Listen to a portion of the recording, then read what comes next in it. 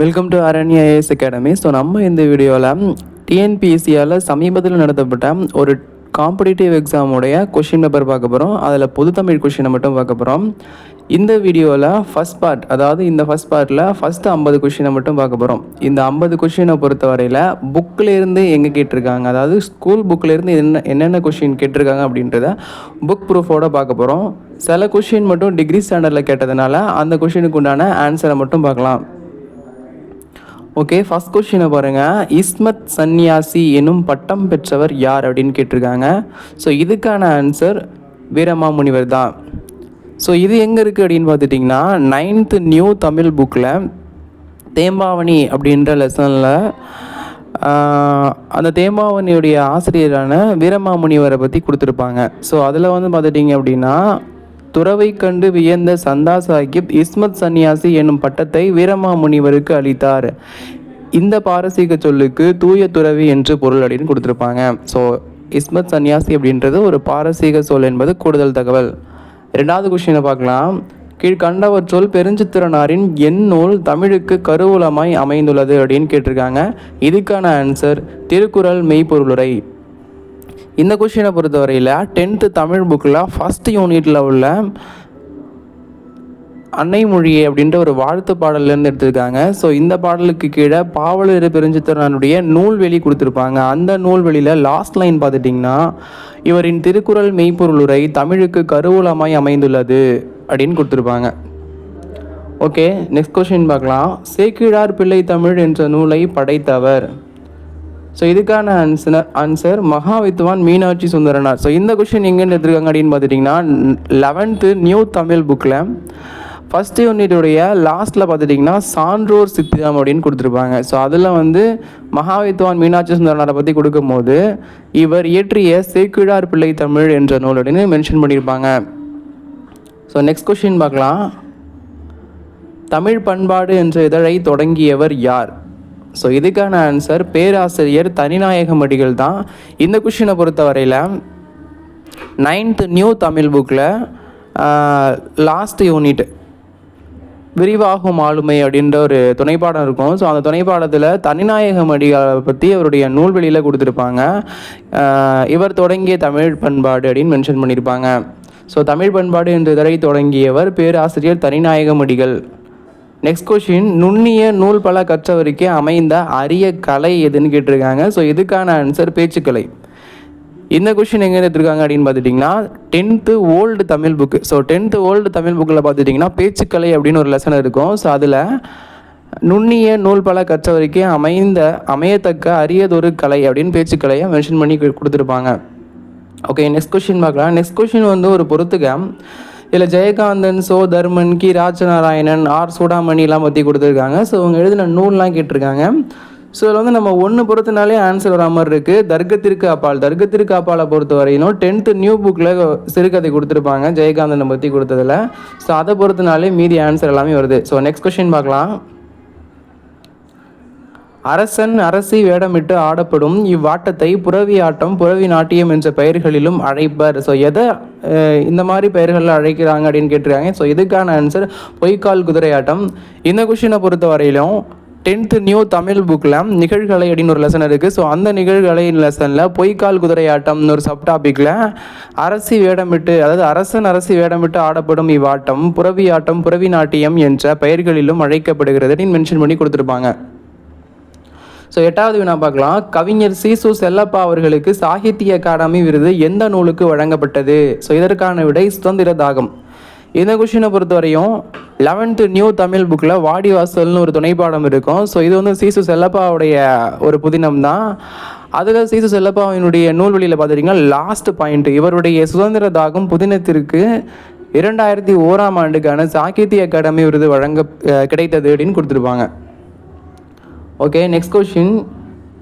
இவற்றுள் கண்ணதாசன் எழுதாத நூல் எது அப்படின்னு, அதாவது கீழே கொடுத்துருக்க 4 ஆப்ஷனில் கண்ணதாசன் எழுதாத நூல் எதுன்னு கொடுத்துருக்காங்க. இதில் பார்த்தீங்கன்னா இயேசுகாவியம் இருக்குது, ஆட்டனத்தி ஆதிமந்தி இருக்குது, சேரதாண்டம் இருக்குது, பாரி மலைக்கொடி இருக்குது. ஸோ வந்து பாரி மலைக்கொடி அப்படின்றது தான் கண்ணதாசன் எழுதாத நூல். ஸோ இந்த கொஷின் எங்கேன்னு எடுத்துருக்காங்க அப்படின்னு பார்த்துட்டிங்கன்னா 9th old Tamil book first டேர்மில் கண்ணதாசன் கவி இன்பம் அப்படின்னு ஒரு லெசன் இருக்குது. ஸோ அதில் கண்ணதாசன் எழுதின நூல்கள்லாம் கொடுத்துருப்பாங்க. ஸோ அதில் வந்து பார்த்துட்டிங்கன்னா ஆட்டனத்தி ஆதிமந்தி இருக்குது, இயேசுகாவியம் இருக்குது, அண்டு சேரதாண்டவம் இருக்குது. ஸோ அதில் எல்லாது ஒன்று பாரி மலைக்கொடி தான். ஸோ இதுதான் வந்து ஆன்சர்.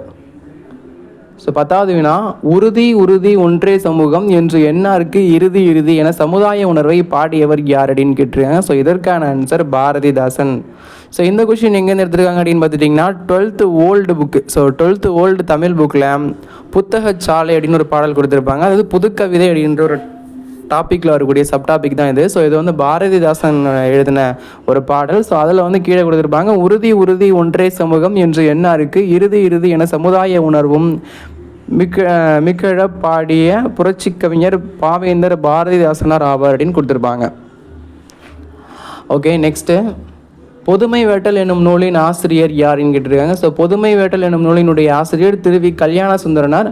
ஸோ இந்த கொஸ்டினை பொறுத்த வரைக்கும் 8th நியூ தமிழ் புக்லேயே இருக்குது.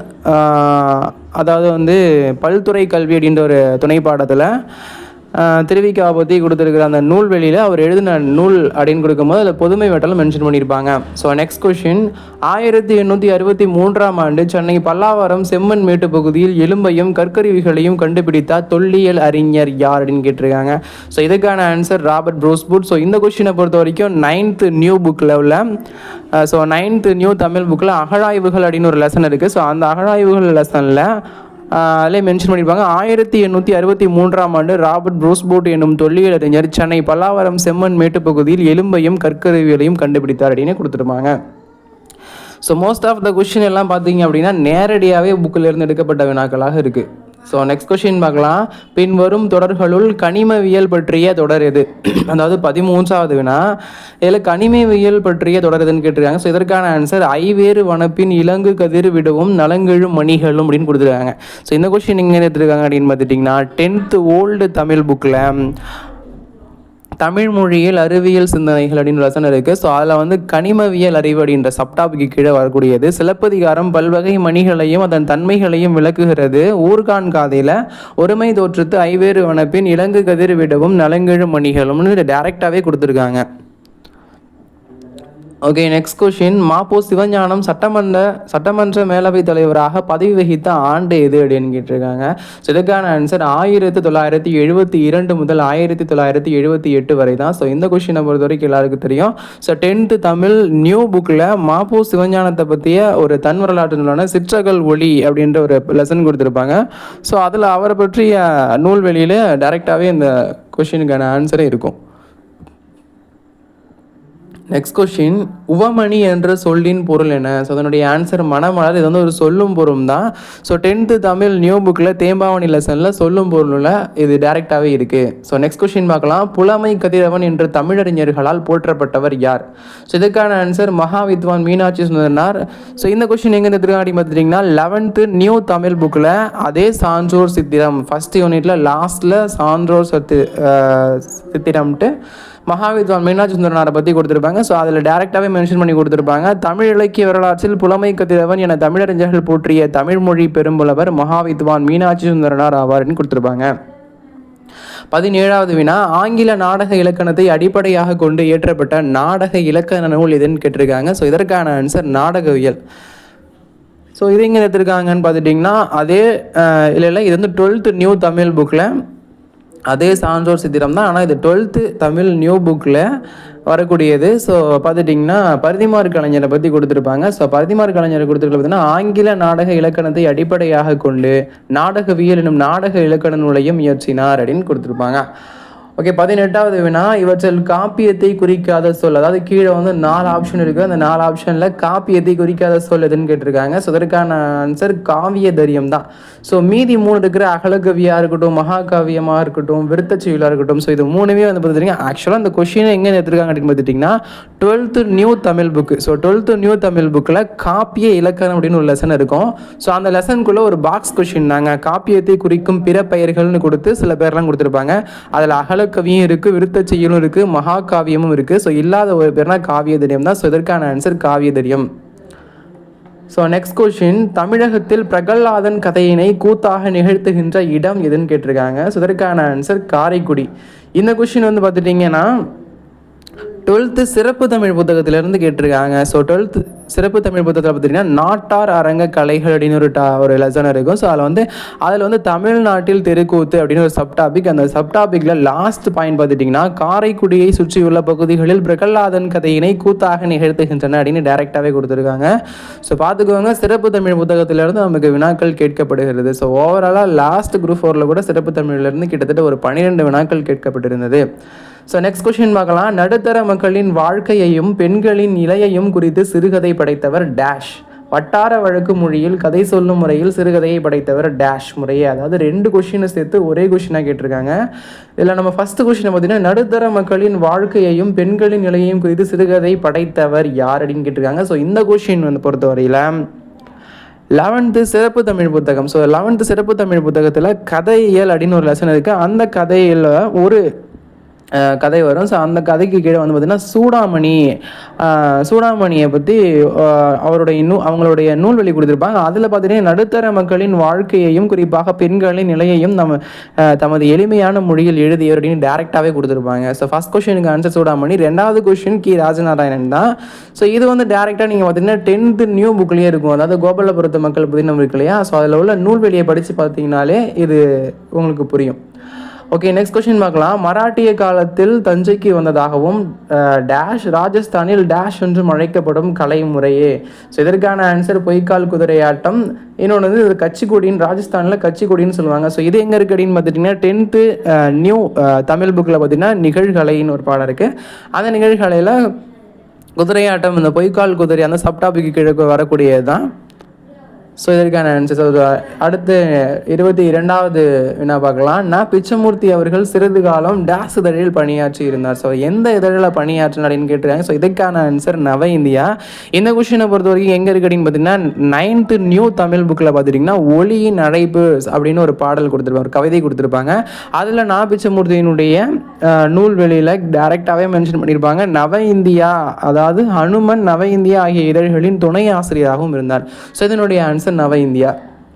நெக்ஸ்ட் கொஸ்டின், தமிழ் பிரெஞ்சு கையகர முதலி என்ற நூலை வெளியிட்டவர் யார் அப்படின்னு கேட்டிருக்காங்க. ஸோ இதற்கான ஆன்சர் வாணிதாசன். ஸோ இந்த கொஸ்டின் எங்கே எடுத்துருக்காங்கன்னு பார்க்கலாம்.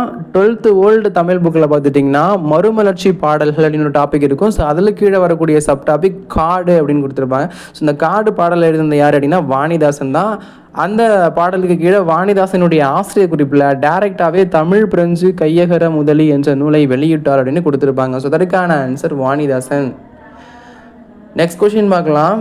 தேடு கல்வி இல்லாததோர் ஊரை தீயினுக்கு இரையாக மடுத்தல் என்று கல்விக்கூடங்களில் இன்றியமையாயை சினத்துடன் எடுத்து காட்டியவர் யார்? அதற்கான ஆன்சர் பாரதியார். ஸோ இந்த லைனை படிக்கும் போதே தெரியுது ஒரு சீற்றத்தோடு பாடியிருக்காரு. ஸோ அதோடைய answer Bharathiyar. So next question பார்க்கலாம். பின்வருவனவற்றில் கரிசலாங்கண்ணிக்கு வழங்கப்படாத பெயர் என்ன? ஸோ 4 ஆப்ஷனில் 3 ஆப்ஷன் வந்து கரிசலாங்கண்ணிக்கு ரிலேட்டடான பேர், ஒன்று கரிசலாங்கண்ணிக்கு ரிலேட்டட் இல்லாத ஒரு பேர். அது என்னன்னு கேட்டிருக்காங்க. ஸோ அதற்கான ஆன்சர் சிங்கவழி தான். இந்த கொஸ்டினை பொறுத்த வரைக்கும் 9th ஓல்டு தமிழ் புக்கில் 2nd டேர்மில் பார்த்துட்டிங்கன்னா நோய் தீர்க்கும் மூலிகைகள்னு ஒரு லெசன் இருக்கும். அதில் டேரெக்டாகவே வந்து கரிசலாங்கண்ணிக்கு என்னென்ன பேர்லாம் இருக்குது அப்படின்னு கொடுத்துருக்காங்க. ஸோ இதற்கான ஆன்சர் சிங்கவள்ளி. ஏன்னா சிங்கவள்ளிக்கும் கரிசலாங்கண்ணிக்கு சம்மந்தம் கிடையாது. நெக்ஸ்ட் கொஸ்டின் பார்க்கலாம். தமிழ்நாட்டின் ஹாலந்து என்று சிறப்பிக்கப்படும் மாவட்டம் எதுன்னு கேட்டிருக்காங்க. ஸோ அதற்கான ஆன்சர் திண்டுக்கல். ஸோ இந்த கொஸ்டினை பொறுத்த வரைக்கும் இப்போது 8th நியூ தமிழ் புக்கில் கொங்கு நாட்டு வணிகம் அப்படின்னு ஒரு லெசன் இருக்குது. ஸோ அந்த லெசனில் திண்டுக்கல்லை பற்றி கொடுக்கறதுல திண்டுக்கல் வரலாற்று சிறப்புமிக்க திண்டுக்கல்லில் நெல், சோளம், திணை வகைகள், வாழைப்பழம், காய்கறிகள் போன்றவை விளைவிக்கப்படுகின்றன. இப்பகுதி மலர் உற்பத்தியில் முதலிடம் வகிக்கின்றது. எனவே தமிழ்நாட்டின் ஹாலந்து என்று சிறப்பிக்கப்படுகிறது. ஸோ எதனால் தமிழ்நாட்டின் ஹாலந்து அப்படின்னு சிறப்பிக்கப்படுதுன்னா இங்கே மலர் உற்பத்தியில் முதலிடம் வகிப்பதனால. ஸோ அதற்கான ஆன்சர் திண்டுக்கல். நெக்ஸ்ட் கொஸ்டின், ஆதியில் மனிதர் வாழும் நிலத்தை குறிப்பதற்கு வழங்கப்பட்ட சொல் என்னன்னு கேட்டிருக்காங்க. ஸோ அதற்கான ஆன்சர் நாடு. ஸோ இதனுடைய ஆன்சர் பண்ணி பார்த்துக்கோங்க. ஸோ நெக்ஸ்ட் கொஸ்டின் போகலாம். பகைசை நெஞ்சமும் பச்சலும் முஞ்சுர எனும் வரி இடம்பெற்றுள்ள நூல் எதுன்னு கேட்டிருக்காங்க. ஸோ இதற்கான ஆன்சர் தேம்பாவணி. தமிழ் இலக்கணம் படிக்க படிக்க விருப்பத்தை உண்டாக்குவது என்றவர் யார்? நெக்ஸ்ட் கொஸ்டின் கேட்டிருக்காங்க. ஸோ இதற்கான ஆன்சர் கெல்லட்.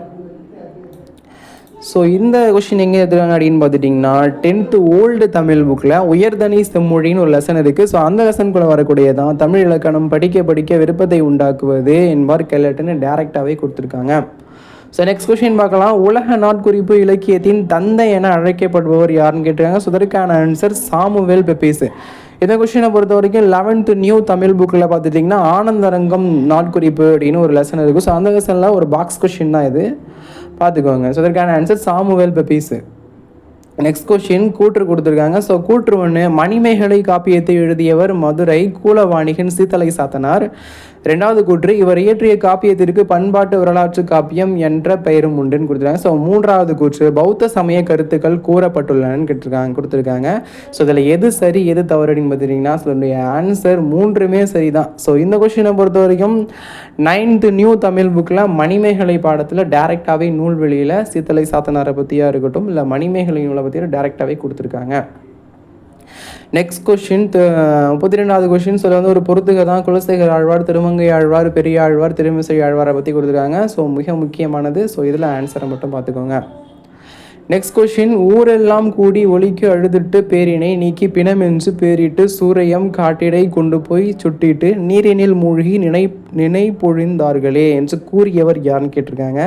ஸோ இது வந்து ஒரு சித்தர் ரிலேட்டடான பாட்டு. இதற்கான ஆன்சர் திருமூலர். ஸோ இந்த கொஷினுக்கான ஆன்சரையும் பார்த்துக்கோங்க. நெக்ஸ்ட் கொஷின், பட்டணத்தை ஆளுகின்ற பஞ்சவர்கள் ராசாக்கள் விட்டு பிரியாமல் வீரியங்கள் தாம் பேசி என்ற ஐம்புலன் ஆளுகையை பாடிய சித்தர் யாருன்னு கேட்டிருக்காங்க. ஸோ இதற்கான ஆன்சர் அழுகுனி சித்தர்.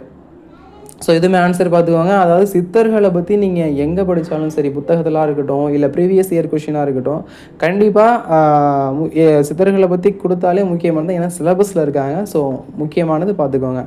நெக்ஸ்ட் கொஷின், உடைய கோவணம் உண்டு உறங்கப்புற திண்ணை உண்டு உணவிங்கு அடைகாய் இலையுண்டு அருந்த தண்ணீர் உண்டு எனும் வரிகளை பாடிய சித்தர் யாருங்க? கண்டினியூவாக 3 கொஷின் சித்தரை பற்றி கேட்டிருக்காங்க. ஸோ இதனுடைய ஆன்சர் பட்டினத்தார். நெக்ஸ்ட் கொஷின், இயற்கையை தமக்கு ஏற்ப பயன்படுத்தி கொள்ளும்போது பாடும் பாடல் எது? இது வந்து நாட்டுப்புற பாடல் ரிலேட்டடாக கேட்டிருக்காங்க. இயற்கையை தமக்கு ஏற்ப பயன்படுத்தி கொள்ளும்போது பாடும் பாடல் எது அப்படின்னா தொழில் பாடல். நெக்ஸ்ட் கொஷின், பொருத்தமானதை தேர்க. சம்பந்தர் தனது அனைத்து பதிகங்களிலும் ராவணர் பற்றி பாடியுள்ளார். இரண்டாவது, சம்பந்தர் தனது அனைத்து பதிகங்களிலும் திருமால் பிரம்மா சிவன் பற்றி பாடியுள்ளார். மூணாவது, சம்பந்தர் தனது அனைத்து பதிகங்களிலும் தன்னை பற்றியும் தன் ஊரை பற்றியும் பாடியுள்ளார்னு கொடுத்துருக்காங்க. ஸோ 3மே சரிதான் இதற்கான ஆன்சர். நெக்ஸ்ட் கொஷின், முற்பிறவியில் வேடர் குலத்தலைவன் வீரமுருகனினும் வேடன் மகளாக சேரவள நாட்டின் தென்புறத்தே ஒரு மலையில் வந்து பிறந்து வளர்ந்தாய் நீ என பாரதியாரின் வரிகள் இடம்பெற்றுள்ள பாடல் தொகுப்பு எது அப்படின்னு கேட்டிருக்காங்க. ஸோ இதற்கான ஆன்சர் குயில் பாட்டு. நெக்ஸ்ட் கொஷின், அழகிய சொக்கநாதர் எழுதிய நூல் எது அப்படின்னு கேட்டிருக்காங்க. ஸோ 4 ஆப்ஷனில் ஆன்சர் பதசாகித்யங்கள் என்பது தான் அதற்கான ஆன்சர். ஸோ 40வது வினா பார்க்கலாம். காவடி சிந்தின் தந்தை யாருன்னு கேட்டிருக்காங்க. இதற்கான ஆன்சர் சென்னிக்குளம் அண்ணாமலையார். இது டேரெக்டாகவே புக்கில் இருக்குது. எந்த புக்கு அப்படின்னு பார்த்துட்டு அப்படின்னா 11th நியூ தமிழ் புக்கில் காவடி சிந்து அப்படின்னு ஒரு பாடமே இருக்குது. ஸோ அந்த பாடலுக்கு கீழே சென்னிக்குளம் அண்ணாமலையாரை பற்றி ஆசிரியர் குறிப்பில் டேரெக்டாகவே இதை கொடுத்துருப்பாங்க. நெக்ஸ்ட் கொஷின் 41வது கொஷின், வம்பவள திருமேனியும் ஆடிட ஆடுக சிங்கீரை ஆதி வைத்திய நாதபுரி குக நாடுக சிங்கீரை. இது வந்து பிள்ளைத்தமிழ். இது வந்து எந்த வகையான பிள்ளைத்தமிழ் நூல் வகைன்னு கேட்டிருக்காங்க. இது வந்து முத்துக்குமார சுவாமி பிள்ளைத்தமிழ். இதனுடைய ஆன்சர்ஸ் இது வந்து டேரெக்டாக எங்கே இருக்குன்னு பார்த்தீங்கன்னா 10th நியூ தமிழ் புக்கில் முத்துக்குமார சாமி பிள்ளைத்தமிழ் அப்படிங்கிற லெசனில் வரக்கூடிய பாடல் தான். அந்த பாடலில் லாஸ்ட் 2 லைனை ஒண்டி கொடுத்து கேட்டிருக்காங்க. நெக்ஸ்ட் கொஸ்டின் 42வதுனா ராஜராஜ சோழ நூலா எவ்வகை பாவகை அப்படின்னு கேட்டிருக்காங்க. ஸோ ராஜராஜ சோழ நூலா அதனுடைய பாவகை கலிவெண்பா. இது எங்கே இருக்குது அப்படின்னு பார்த்தீங்கன்னா 12th ஓல்டு தமிழ் புக்கில் பார்த்துட்டிங்கன்னா ராஜராஜ சோழ நூலா அப்படின்னு ஒரு பாடலே கொடுத்துருப்பாங்க. ஸோ அதற்கு கீழே இது கலிவெண்பாவால் இயற்றப்படும்னு டேரெக்டாகவே கொடுத்துருக்காங்க. 43வது வினா, திராவிட வேதம் எந்த நூல் அப்படின்னு கேட்டிருக்காங்க. ஸோ திராவிட வேதம் அப்படின்றது திருவாய்மொழி. நெக்ஸ்ட் கொஷின், இச்சொல்லின் பொருள் கேட்டிருக்காங்க. அதாவது சொல்லும் பொருள் தான் இரும்போந்து. இதனுடைய பொருள் என்னன்னு கேட்டிருக்காங்க. இதனுடைய பொருள் பருத்த பனைமரம். ஸோ இது வந்து சொல்லும் பொருள் எங்கேருந்து எடுத்திருக்காங்க அப்படின்னு பார்த்துட்டிங்கன்னா 9th நியூ தமிழ் புக்கில் பெரிய புராணம் அந்த லெசனில் வரக்கூடிய சொல்லும் பொருள் தான் இது.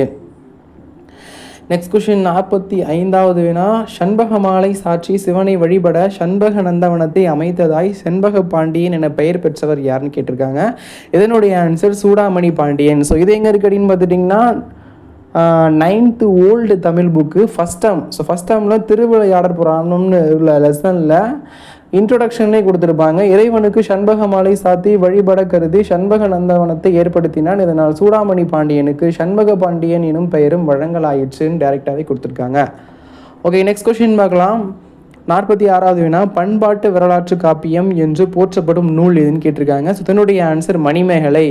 ஸோ இது வந்து பார்த்துட்டிங்கன்னா 9th நியூ தமிழ் புக்கில் மணிமேகலை பாடத்தில் கீழே லாஸ்ட்டாக ஆசிரியர் குறிப்பு இருக்கும். அதில் மணிமேகலை நூலை பற்றி கொடுக்கையில் அதில் வந்து இந்நூலுக்கு மணிமேகலை துறவு எனும் வேறு பெயரும் உண்டு. இது பெண்மையை முதன்மைப்படுத்தும். லாஸ்ட்டாக புரட்சி காப்பியம், அப்புறம் பண்பாட்டு கூறுகளை காட்டும் தமிழ் காப்பியம்னே கொடுத்துருக்காங்க. ஸோ அதனுடைய ஆன்சர் மணிமேகலை. நெக்ஸ்ட் கொஷின், ஆக்குவது ஏதெனில் அறத்தை ஆக்குக, போக்குவது ஏதெனில் வெகுளி போக்குக, நோக்குவது ஏதெனில் ஞான நோக்குக, காக்குவது ஏதெனில் விரதம் காக்கவே இடம்பெறும் நூல் எதுன்னு கேட்டிருக்காங்க. ஸோ அதற்கான ஆன்சர் யசோதர காவியம். ஸோ இது எங்கேருந்து கேட்டிருக்காங்க அப்படின்னு பார்த்தீங்கன்னா 9th நியூ தமிழ் புக்கில் யசோதர காவியம்னு ஒரு பாடலே இருக்குது. ஸோ அதில் வந்து டேரெக்டாகவே அந்த பாடலையே கேட்டிருக்காங்க. ஸோ இதற்கான ஆன்சர் யசோதர காவியம். நெக்ஸ்ட் 48வது வினா, அறம் எனப்படுவது யாதனை கேட்பின் மறவாது இது கேள், மண்ணுயிர்க்கெல்லாம் உண்டியும் உடையும் முறையுளும் அல்லது கண்டது இல். இப்பாடல் இடம்பெற்ற நூல் எதுன்னு கேட்டிருக்காங்க. ஸோ இதுவுமே 9th new book. So 9th new புக்கில் மணிமேகலை லெசன் இருக்குது இல்லையா. ஸோ இந்த மணிமேகலை பாடல் அந்த லெசன் ஃபுல்லாக முடிஞ்சதுக்கப்புறம் புக் பேக்கில் லாஸ்ட்டாக இந்த பாடலுக்கு டேரெக்டாகவே கொடுத்துருப்பாங்க.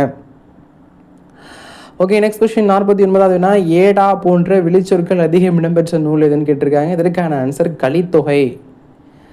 50வது வினா பார்க்கலாம். உடன்போக்கு நிகழ்த்திய தலைவனும் தலைவியும் மீண்டும் வருதற்கண் நிகழும் கூற்றை பாடுபொருளாக கொண்ட 10 பாடல்களின் தொகுதி என்னன்னு கேட்டிருக்காங்க. ஸோ இதற்கான ஆன்சர் மறுதரவு 10. ஓகே, இதோட ஃபஸ்ட் பார்ட்டில் உள்ள 50 கொஷின் முடியுது. ஸோ மீதி கொஷின்ஸை பார்ட் 2ல் பார்க்கலாம். ஸோ இந்த கொஷினில் ஏதாச்சும் இது வரைக்கும் சொன்ன கொஷினில் இல்லை ஆன்சரில் ஏதாச்சும் டவுட்டு ஏதாச்சும் தப்பாக இருக்குது அப்படின்னா கமெண்ட் பண்ணுங்கள். தேங்க்யூ.